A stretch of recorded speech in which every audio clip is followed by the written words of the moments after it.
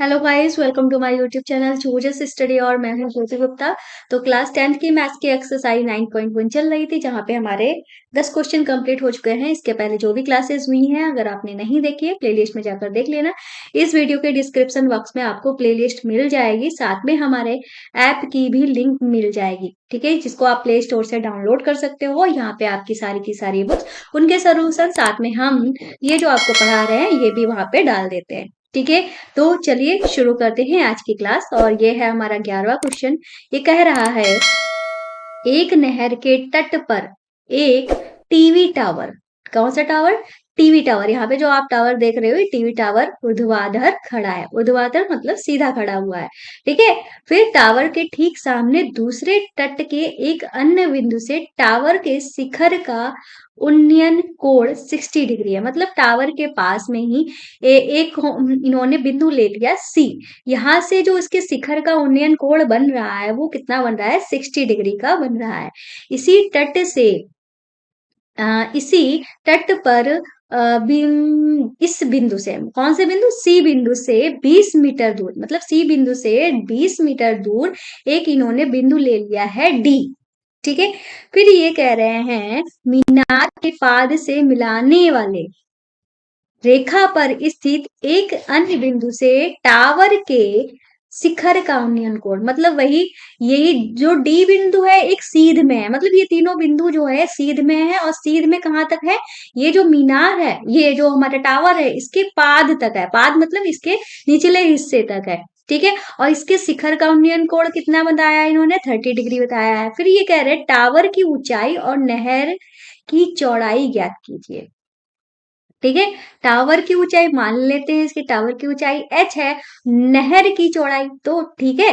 तो ये जो हमारे इसके बीच में है, यहाँ पे क्या इन्होंने बताई थी? नहर बताई थी। मतलब यहाँ पे मान लेते हैं इसकी बीच की दूरी जो है वो हमारी कितनी है? x है। तो h और x हमें ज्ञात करना है, ठीक है।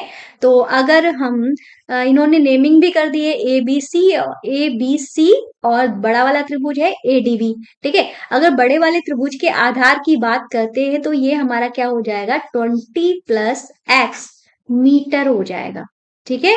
तो अगर इसके हम आधार की बात करते हैं तो देखने से आपको पता ही चल गया है कि भाई यहाँ पे लंब और आधार की बात कर रहे हैं, मतलब 10 लिया जाएगा, ठीक है। तो 10 लिया जाएगा। तो चलिए क्वेश्चन को हम लगाना स्टार्ट करते हैं। तो हम सबसे पहले कौन सा त्रिभुज ले रहे हैं? बड़ा वाला त्रिभुज ले रहे हैं, ठीक है। चाहे तो छोटा त्रिभुज भी हम ले सकते हैं, चलो छोटा ही त्रिभुज ले लेते हैं। तो हमारा छोटा वाला त्रिभुज क्या है? एबीसी है, तो हम यहाँ पे लिखेंगे त्रिभुज ए बी सी में, ठीक है। तो हम क्या ले रहे हैं? 10 ले रहे हैं। तो इसमें एंगल जो दिया गया है वो 60 डिग्री का दिया गया है। तो 60 डिग्री मतलब हमारा 10 में क्या होता है? लंब बटे आधार होता है। तो इसका लंब जो है कितना है? ए बी है। तो हम यहाँ पे क्या लिख देंगे? A B. और आधार जो है इसका क्या है? बीसी है, तो हमने यहाँ पे लिख दिया, ठीक है। 1060 की वैल्यू क्या होती है? वो हमारी √3 होती है। और ए बी की वैल्यू हमने एच मानी है, और बीसी की वैल्यू हमने एक्स मानी है,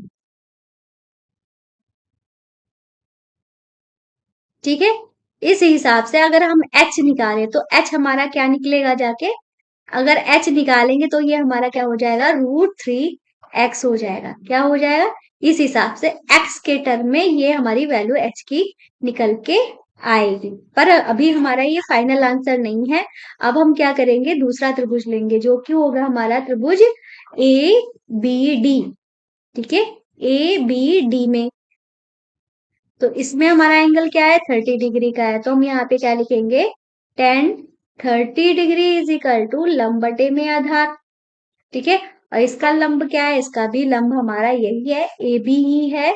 और इसका आधार जो है वो चेंज हो जाएगा, जो कि हो जाएगा डी बी, ठीक है। डी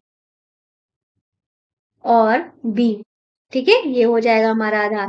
अब आगे चलते हैं। तो हमारा 1030 की वैल्यू क्या होती है? 1/√3 होती है। और ए बी जो है वो हमने एच माना है, और डी बी हमारा क्या हो जाएगा? 20 प्लस एक्स हो जाएगा। तो हम यहाँ पे 20 प्लस एक्स लिख देंगे, 20 प्लस एक्स लिख दिया। अब हम इससे भी एच की वैल्यू निकालेंगे, तो पिछले वाले क्वेश्चन की तरह ही है लगभग ये। तो एच की वैल्यू हमारी क्या हो जाएगी? 20 प्लस एक्स जो है ऊपर चला जाएगा, ठीक है। तो क्रॉस मल्टीप्लीकेशन करेंगे ना, इसकी गुणा इससे, इसकी गुणा इससे, तो इस हिसाब से ये हमारा 20 प्लस एक्स की गुणा हमारी 1 से हो जाएगी, और √3 तो अपॉन में था ही, √3 हमने लिख लिया। तो इस हिसाब से h की वैल्यू जो है वो हमारी ये निकल के आई है। ठीक है, ये हमारी वैल्यू निकल कर आई है। तो ये भी हमारी h की वैल्यू है, ये भी हमारी h की वैल्यू है। ठीक है, तो दोनों ही हमारे h है, तो मतलब इनकी वैल्यू हमारी सेम होनी चाहिए। ठीक है, तो अब हम यहाँ पे क्या लिखेंगे, समीकरण 1 बराबर समीकरण 2 से, मतलब समीकरण 2 और 1 हमारी बराबर ही हो जाएंगी। तो इस हिसाब से हमारा क्या हो जाएगा, √3x जो है वो बराबर किसके हो जाएगा, 20 प्लस एक्स अपॉन में √3। ठीक है, क्रॉस मल्टीप्लीकेशन करेंगे, इसके अपॉन में चाहे तो आप 1 मान सकते हो। 20 प्लस एक्स की गुणा जब हमारी 1 से होगी तो हमारा सेम यही आ जाएगा, 20 प्लस एक्स। ऐसे ही √3 और इसकी √3x की जब गुणा होगी तो √3 की गुणा होके हमारा 3 आ जाएगा, x आ जाएगा। अब हम क्या करेंगे, x को उधर ले जाएंगे, 3x के पास हम 3x लिख लेते हैं। x जो है जब 3x के पास जाएगा तो ये माइनस में हो जाएगा। अब ये 20 तो हमारा ऑलरेडी प्लस में था। ठीक है, तो अब ये हमारा कितना बचा, ये हमारा 2x बचा। ठीक है, चाहे तो इस क्वेश्चन को हम, चलो यहाँ पे लगा देते हैं। ठीक है, थोड़ी सी हमारी यहाँ पे जगह है, इसको हम यहाँ पे लगा देते हैं।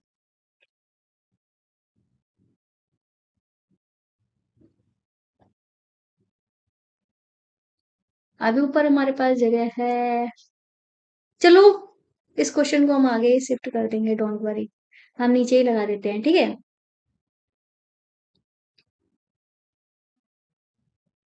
ठीक है, इतना हमारा आ गया था। अब हम यहाँ पे क्या करेंगे, यहाँ पे हमारा 20 था, तो ये हमारा क्या आ गया, 2x आ गया।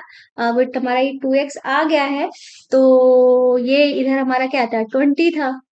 ठीक है, 2 से काट दिया, 2 दहामन 20, तो x की वैल्यू जो है वो हमारी क्या निकल के आ गई है, 10 निकल के आ गई है। और यही हमारी क्या थी, नहर, नहर की चौड़ाई। तो हम यहाँ पे लिख सकते हैं, नहर की चौड़ाई। एक आंसर जो है वो हमारा निकल के आ गया है, ये हमारा मीटर में हो जाएगा। तो पहला आंसर जो है वो हमारा यहाँ पे आ गया है। ठीक है, नहर की चौड़ाई जो है वो हमारा यहाँ पे निकल के आ गई है, ये पहला आंसर हो गया है। रुको अभी कर रहे हैं, इधर आओ। तो हमारी वैल्यू किसकी निकल के आ गई है, x की वैल्यू निकल के आ गई है। x की वैल्यू से ही हम किसकी वैल्यू निकाल सकते हैं, x की वैल्यू से ही हम वैल्यू निकाल सकते हैं, क्या है हमारा, h की वैल्यू निकाल सकते हैं। हमने ऊपर ही देखा था कि h जो है वो किसके बराबर है, √3x के बराबर है। ठीक है, तो हम यहाँ पे लिख देंगे, चूंकि h, ठीक है, h इक्वल टू क्या था, √3x था, इस हिसाब से h जो है वो हमारा क्या आ जाएगा, √3 इंटू में x की वैल्यू क्या निकली है, 10 निकली है। h बराबर क्या हो जाएगा, 10√3। ठीक है, 10√3 हो जाएगा, और ये हमारा मीटर में हो जाएगा। ठीक है, किस में हो जाएगा, मीटर में हो जाएगा। ठीक है, और यही हमारी क्या है, क्या था, टावर था। तो यहाँ पे हम लिख सकते हैं, टावर की ऊंचाई। ठीक है, और इसको भी आप ब्लॉक में बंद कर दीजिए, और हमारा क्वेश्चन जो है वो कंप्लीट हो चुका है। ठीक है, ये है हमारा दूसरा वाला आंसर।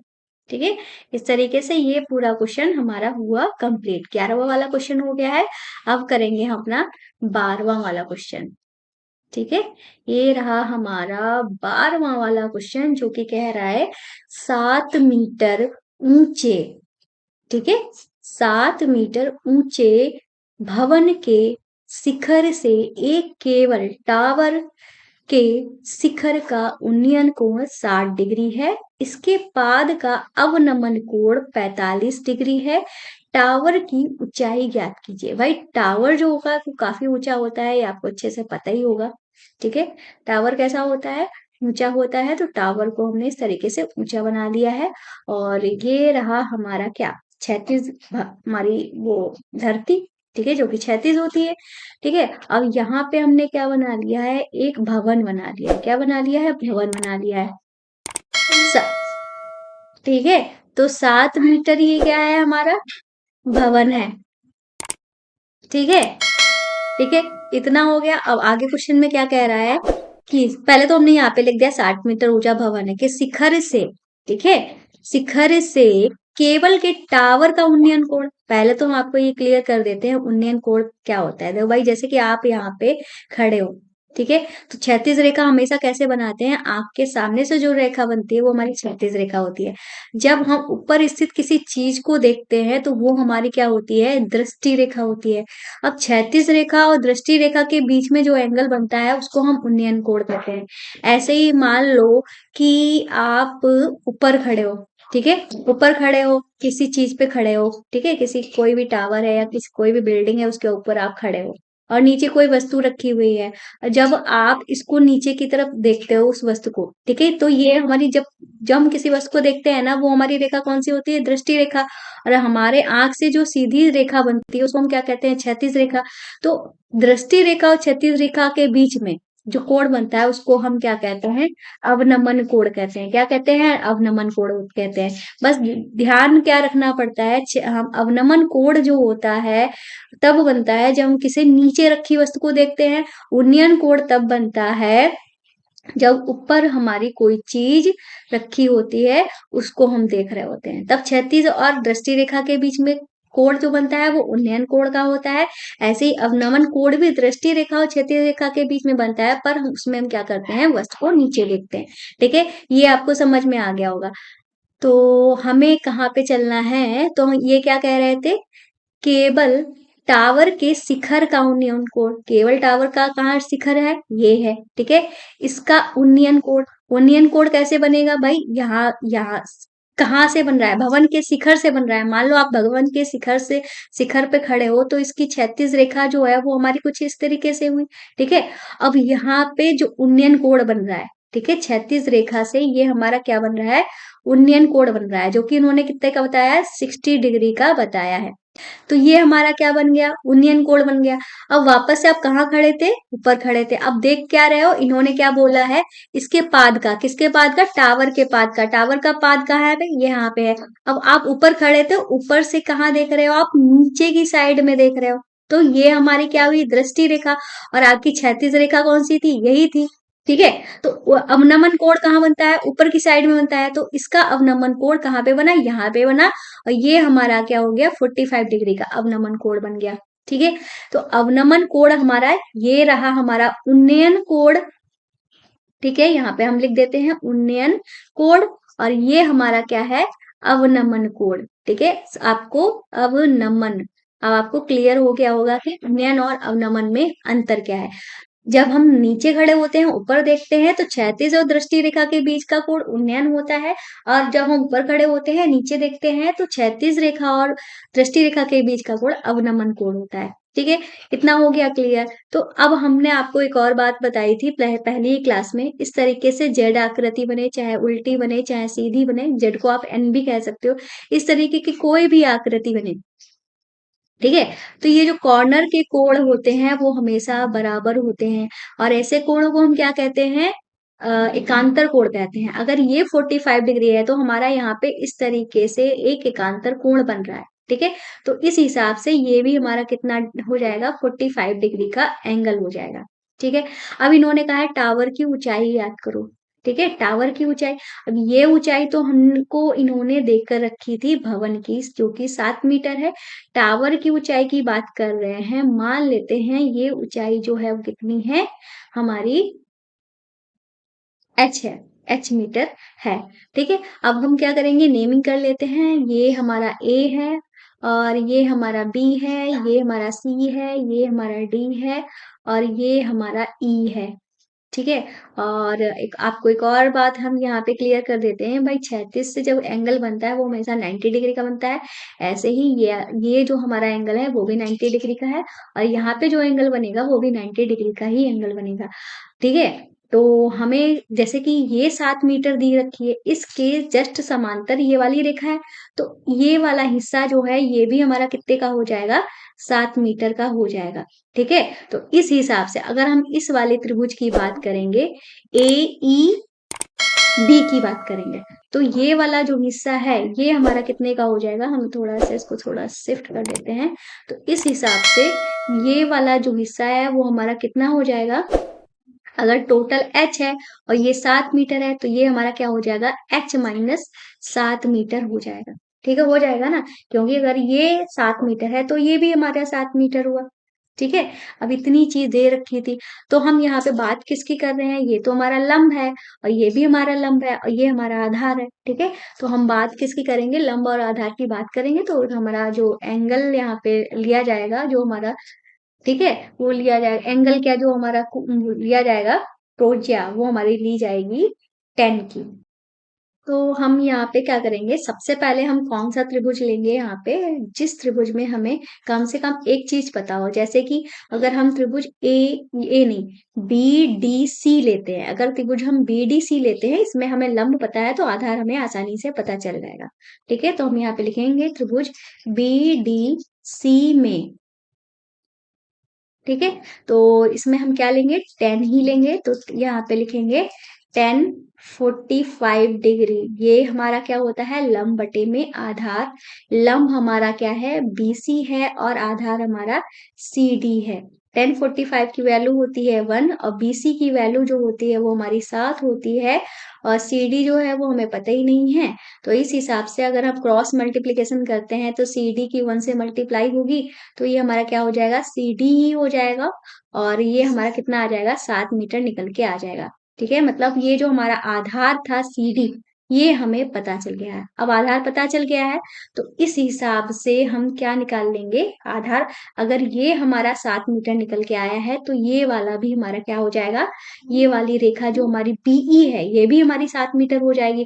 अब हम दूसरा त्रिभुज कौन सा लेंगे, ए बी ई लेंगे। ठीक है, कौन सा त्रिभुज लेंगे, ए बी ई लेंगे, जिसमें हमें आधार पता है और ये h-7 जो हमें पता नहीं है वो हमारी निकल के आ जाएगी। ठीक है, तो अब हम कौन सा त्रिभुज लेंगे, ए बी ई। ठीक है, तो हम यहाँ पे लिखेंगे त्रिभुज ए बी ई में।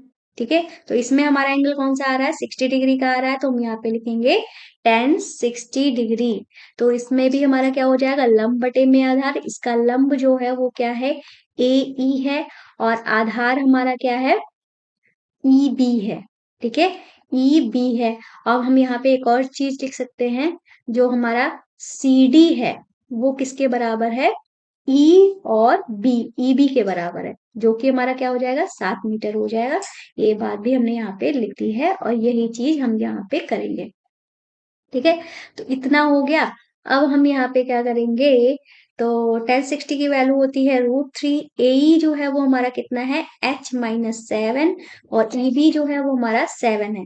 इससे हम क्या करेंगे, यहाँ पे हम क्वेश्चन को सॉल्व कर लेते हैं। ठीक है, तो हम क्रॉस मल्टीप्लीकेशन करेंगे तो h-7 की वैल्यू क्या हो जाएगी, 7 से √3 की गुणा होगी तो हमारा हो जाएगा 7√3। ठीक है, h हमारा क्या निकल के आ जाएगा, तो h जो है 7 को उधर भेजेंगे तो प्लस में हो जाएगा 7√3। ठीक है, इसको सही कर लेते हैं थोड़ा, 7√3 और 7 उधर जाके प्लस में हो जाएगा। तो अब हम 7 को कॉमन ले लेंगे तो हमारा क्या आ जाएगा, √3 + 1 आ जाएगा। ठीक है, ये किसकी वैल्यू निकल के आ गई है, h की वैल्यू निकल के आ गई है। ठीक है, ठीक है, तो यही हमारा क्या हो जाएगा, आंसर हो जाएगा। ठीक है, इसको हम ब्लॉक में बंद कर देते हैं इस तरीके से और ये हमारी क्या है, मीटर में आंसर होगा। ये बात भी ध्यान रखना, अगर आप मीटर नहीं लिखोगे तो आपके आंसर वो कुछ नंबर जो है वो काटे जा सकते हैं। ठीक है, इस तरीके से क्वेश्चन जो है वो हमारा यहाँ पे लग गया है, टावर की ऊंचाई, और चाहे तो आप यहाँ पे लिख सकते हो टावर की ऊंचाई। टावर की ऊंचाई ये जो है निकल के आई है, हमारी टावर की ऊंचाई है। ठीक है, तो क्वेश्चन जो है वो हमारे यहाँ पे लग गया है। ठीक है, 2 क्वेश्चन करने थे, 2 क्वेश्चन हमारे कंप्लीट हो गए। तो आज की क्लास में बस इतना ही, मिलते हैं नेक्स्ट वीडियो में। तो हमारे ऐप को डाउनलोड करना मत भूलिएगा, साथ में हमारे चैनल को सब्सक्राइब करना, वीडियो को लाइक करना भी मत भूलिएगा। मिलते हैं नेक्स्ट वीडियो में, तब तक के लिए बाय बाय।